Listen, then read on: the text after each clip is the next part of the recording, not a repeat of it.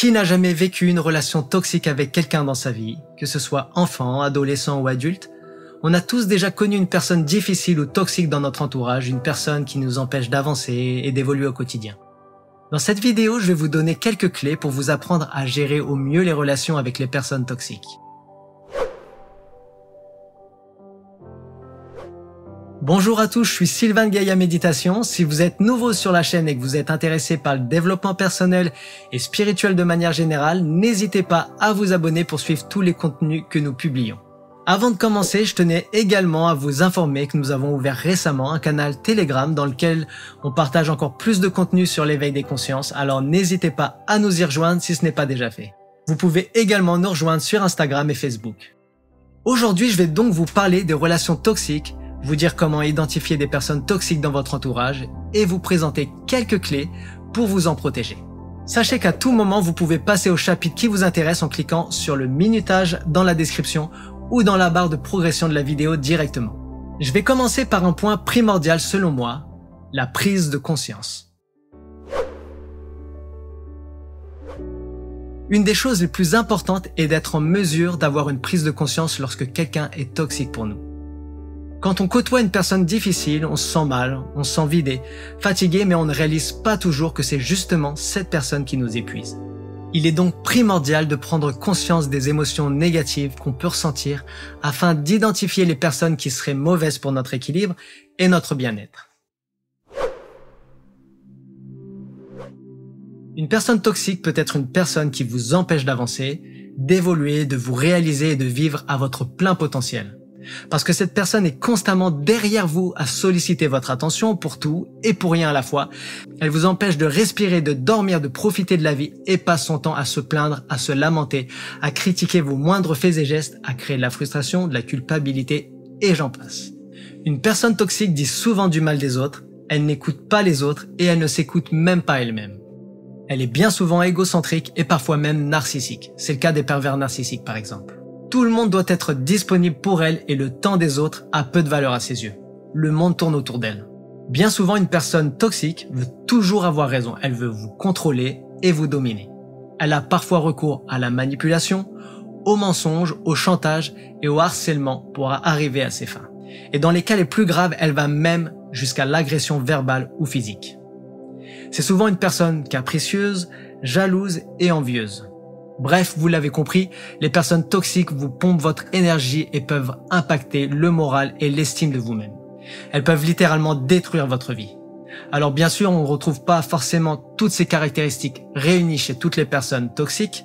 On peut être confronté à des personnes toxiques sur le plan personnel, professionnel, amical et même familial. Mais globalement, on pourra distinguer deux catégories en fonction de notre niveau affectif avec ces personnes. Premièrement, il y a des personnes pour lesquelles on ne porte pas vraiment d'intérêt au fond de nous. Bien souvent, ce sont des personnes qu'on connaît depuis peu, des personnes qu'on croise occasionnellement ou même plus régulièrement au collège, au lycée, à la fac ou au bureau par exemple.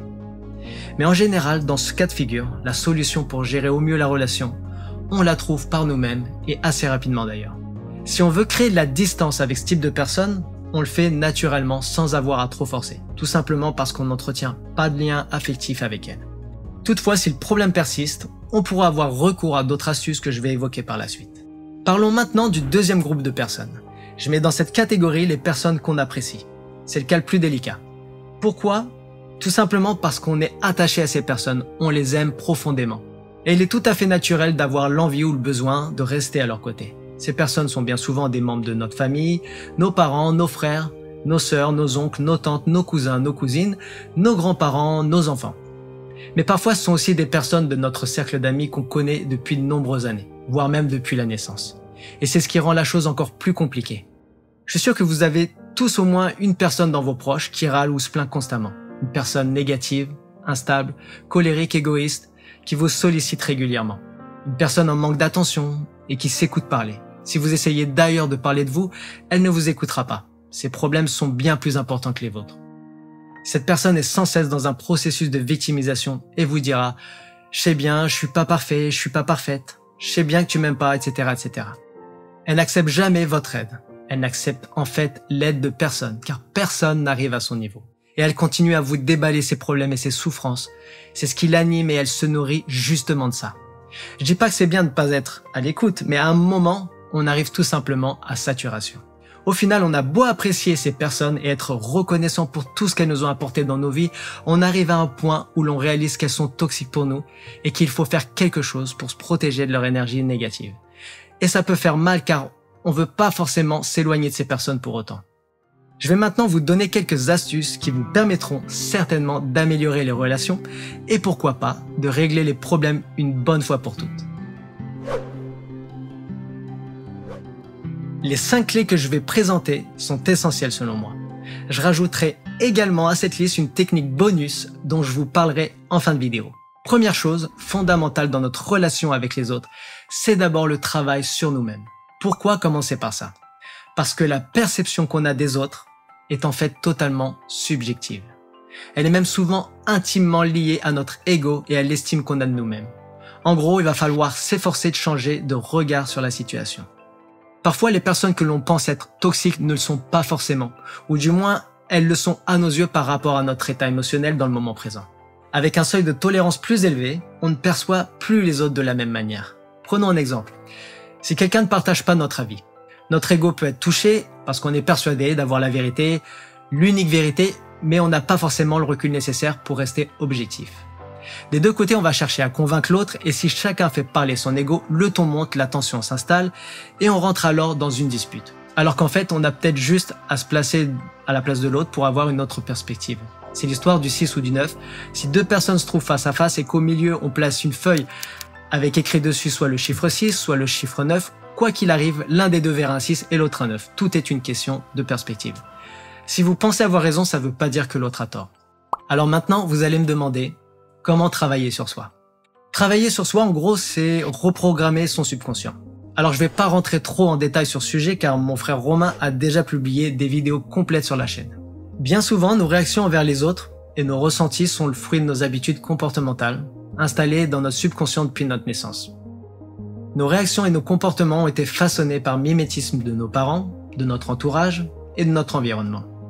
Et pour se défaire de ça au quotidien, on doit s'accorder le temps nécessaire pour nous reconnecter à nous-mêmes, par la méditation ou l'autopnose par exemple. On peut également se reprogrammer en écoutant des affirmations positives ou des musiques subliminales pour travailler sur des points essentiels tels que l'amour, l'empathie, la compassion, l'écoute des autres, la patience par exemple. Tous ces outils que nous proposons d'ailleurs sur la chaîne si ça vous intéresse, vous permettront d'anticiper et de pressentir les situations difficiles et de mieux les comprendre. Je parlais d'empathie à l'instant. Dans certaines situations, c'est important de prendre conscience que la personne en face de nous vient peut-être réellement de traverser une phase difficile. Peut-être qu'elle vient de perdre quelqu'un, peut-être qu'elle vit une séparation, qu'elle vient d'être licenciée. Et on réagit nous-mêmes comme ces personnes quand on traverse ces mêmes épreuves. En travaillant sur soi-même, on devient moins susceptible, on est plus disposé à écouter les autres sans jugement, sans même subir la situation. Autre outil très important, la respiration. C'est d'ailleurs la base de la plupart des pratiques citées précédemment, la base de la méditation et de la relaxation. Une bonne respiration est primordiale car le souffle permet de libérer et d'apaiser les tensions. Prenez par exemple 5 minutes pour effectuer un exercice de respiration de cohérence cardiaque chaque matin pour améliorer votre santé mentale, votre état d'esprit et votre niveau de stress tout au long de la journée. Vous pouvez aussi faire cet exercice le soir pour améliorer la qualité de votre sommeil et ainsi vous éviter d'être irritable ou susceptible au réveil. À force de pratiquer, vous aurez conscience de votre respiration. Si quelqu'un vous agace, vous aurez ce petit réflexe tellement puissant de respirer calmement. Vous sentez la tension monter en vous? Restez tranquille, soufflez et cette tension redescend aussitôt. Vous recevez un coup de fil d'un râleur ou d'une râleuse? Prenez simplement une bonne respiration pour être bien calme et posé avant de répondre. Si vous ne faites pas ça, vous vous retrouvez tendu, asphyxié, stressé et vous subissez la situation. Je vous garantis que ces pratiques vous seront bénéfiques. Et face aux personnes toxiques, tous les progrès que vous aurez effectués vous permettront de garder votre calme en toutes circonstances. À ce sujet, je vous invite d'ailleurs à regarder la vidéo de mon frère Vincent. Le lien est disponible au-dessus et dans la description. Deuxième clé pour se protéger des personnes toxiques, bien choisir son entourage. C'est là aussi en corrélation avec le travail sur soi, ça paraît évident. Quand on prend le temps de se connecter à soi-même, on est plus à même de juger qui nous procure du bien dans notre entourage. On est plus lucide, on est plus apte à distinguer les personnes bienveillantes, les personnes qui nous procurent des émotions positives au quotidien. Mais quand ça va pas et qu'on ne fait pas le nécessaire pour changer, il y a de fortes chances qu'on répète les schémas passés et qu'on attire toujours les mêmes personnes. Alors posons-nous les bonnes questions dès le début. Est-ce que cette personne est bonne ou mauvaise pour moi? Est-ce qu'elle est bienveillante?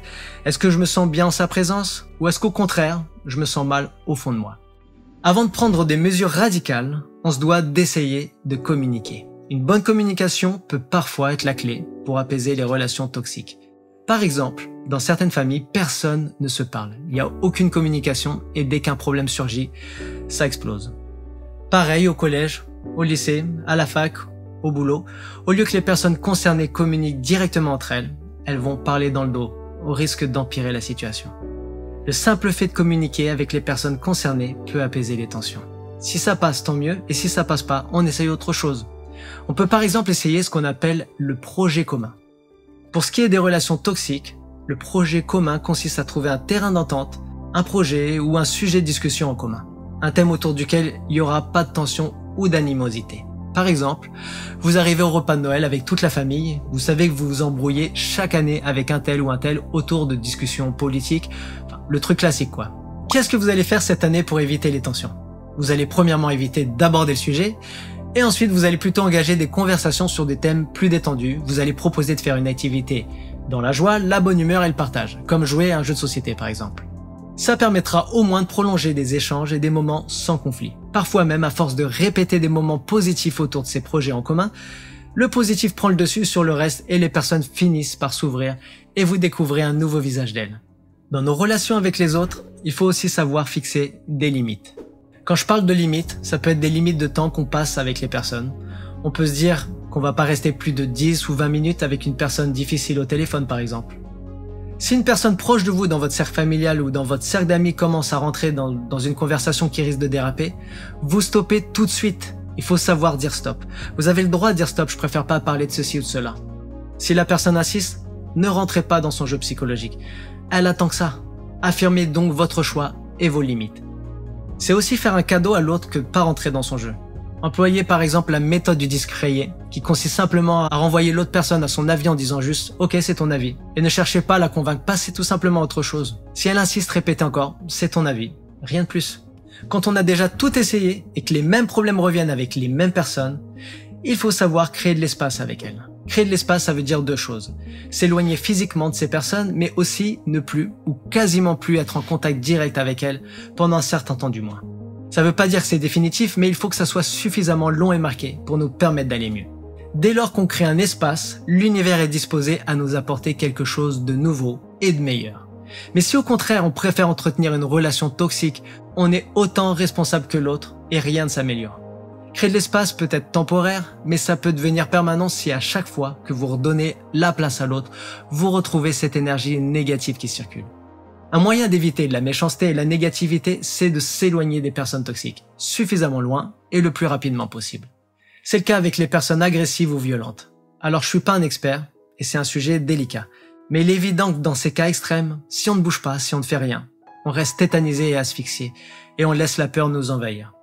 Dans ce cas-là, il faut avoir le courage de demander de l'aide à nos proches, à des personnes compétentes, et surtout, il faudra avoir le courage et la force de s'éloigner de ces personnes au plus vite.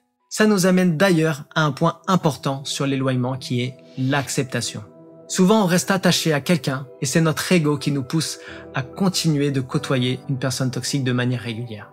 On a peur, la peur de perdre quelqu'un, la peur de se retrouver seul.